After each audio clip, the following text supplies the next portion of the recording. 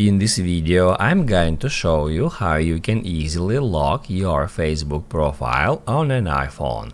Be sure to watch the video to the very end so you don't make any mistakes, and of course do not forget to like this video and subscribe to my channel. Thanks guys. So let's get started, and first off, open up Facebook app. After that, go to menu. Then tap at that gear to open up settings and privacy. And then scroll down until you find the profile locking.